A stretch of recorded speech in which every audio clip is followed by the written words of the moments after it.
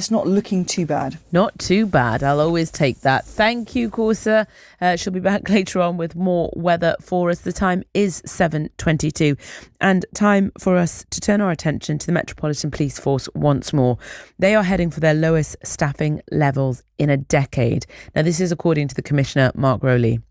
Last month, we were talking about the strain of the cost of living crisis combined with low pay and morale, and how they, because of those things, weren't able to attract and retain enough police officers. That shortfall seems to be continuing. Now, figures in the report that's been published today show a drop since March 2023, going from 342 officers per 100,000 Londoners to 330 in March this year, and 310 is projected for March 2025. Joining me now is Ali Hassan Ali, former Metropolitan Police Officer. Good morning. Morning, Salma. Good to be on again with you. Lovely to have you back. Thank you for joining us. The lowest staffing levels in a decade. How do you feel when you hear that?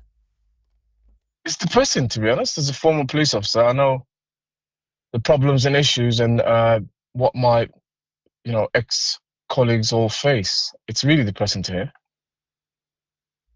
Do you think there is a quick fix? People are looking for a silver bullet here. Is there one? No, I don't think there is. I think there's deep-rooted issues. I think the organisation just needs to be slimlined. I think I've said this a few times, and there's a lot. You can't just pump money into something that's failing. If it doesn't need money, then what does it need? I think organisationally, if you look at something that a lot of people don't discuss, and they should look into, is how the Met is structured, from top all the way to the PCs on the street.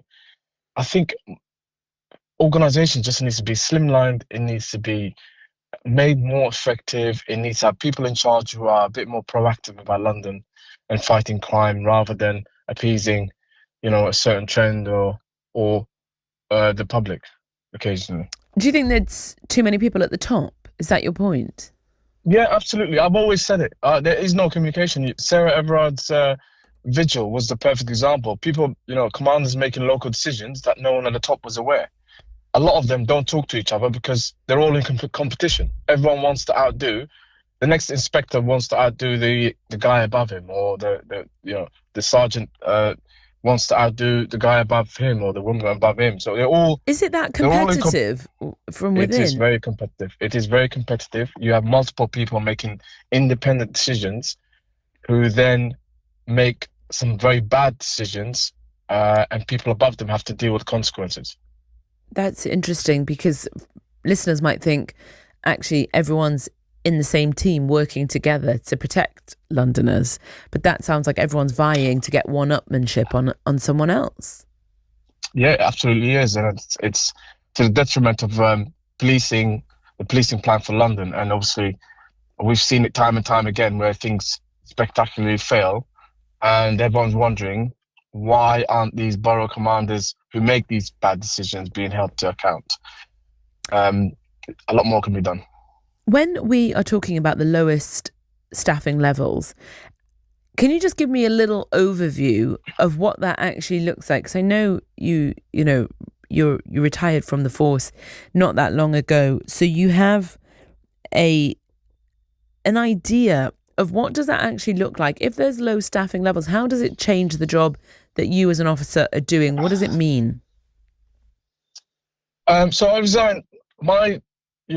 The reason I resigned was just because I'm from London. I live in a council estate. I cared deeply about the city, and I joined to very naively thought I could change. But I think the staffing levels, even when I was there, you could tell we were overworked. We didn't have the equipment to do the job properly. Staff morale was low. What does it mean for Londoners? Because I know, for example, if, I I'm running a cafe and I have low staffing levels, I know that I don't have enough waiters to take orders, so therefore people are going to be waiting longer to put their orders in. If the kitchen is understaffed, people are going to be waiting longer for their food. It will lead to people being discontented. They might give me a bad review. What does it mean for Londoners when there aren't enough police officers in in the force? Does that mean that if something happens to me and I make an emergency 999 call to the force, they're not going to send anyone out because there's not enough people there? Or does it mean that things aren't going to be followed up? Does it mean that minor crimes such as, I don't know, someone stole my phone out my hand and then ran away, they're not going to bother with that because they're trying to solve a murder? I mean, what does it actually mean for a Londoner today? It means two things, and you've touched on both things. It means a lesser quality of policing London. So they will get a police force that does not prioritize Londoners' safety, because it's not because the officers don't care, because I've been there and officers do care. It's because they simply cannot get to calls because they're under-resourced. They just cannot get to calls, and therefore officers are saddled with additional crimes. Then, Salma, when someone snatches your phone out of your hand and you call in, the officers turn up, they've already sort of decided in their minds, because they're sat on 7-8 crime reports, that they cannot have another crime report, so they will try to close this crime report and not investigate it adequately. And there you have the public being let down by it. And presumably, if people know that the police force are not going to turn up for those lesser crimes, or they're not even going to try to investigate them, then that does offer an ample breeding ground for criminals to then up those smaller crimes. Yeah, I mean, I was just discussing it with a few officers that I used to work with, and we were just touching on a point, and one of the officers said, isn't it interesting that people fear the police more than they do criminals? And that was a very interesting point, because I hadn't looked at it like that. And so this then goes straight into why they can't recruit people, because it's a scandal after scandal, problems after issues, and they've got so much going on that you now look at criminals, and people, well, the general public will just look at criminals and say, okay, well, we actually fear the police a bit more now. Are your fellow kind of colleagues, your ex-colleagues, are they annoyed about that? Are they annoyed that people fear the police more than, or that some people fear the police more than criminals? Yeah, they're absolutely, and this is all I heard. They joined the job because it's an honourable, respectable job. They thought they would join and be proud to be wearing that uniform. But do they understand why people feel like that towards the police force, especially women in the city? Yeah, absolutely. And I don't think a lot is being done, to be honest, to protect women, and still isn't being done. If you look at what the slogans and the campaigns have been, but on the street, I can give you a real life example. And there is a female that recently got in touch with me that said that the police had sort of closed her rape case, and she put this one of her bosses that she used to work with case that's gone to court, and the Met basically said there wasn't enough evidence.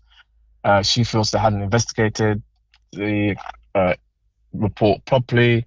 They'd closed it, and obviously they'd even gone to court and said, look, she has no grounds to put this forward as a rape case. So I think there's a lot of women now being let down across London. Okay. Hassan Ali, thank you for your time. I really appreciate your insights. Thank you. Anything about that point there at the end, but we will discuss this further about the staffing levels in the Metropolitan Police later on in the programme. 7:31 is the time. Before we do anything else, let's get the latest headlines with Matthew Schofield.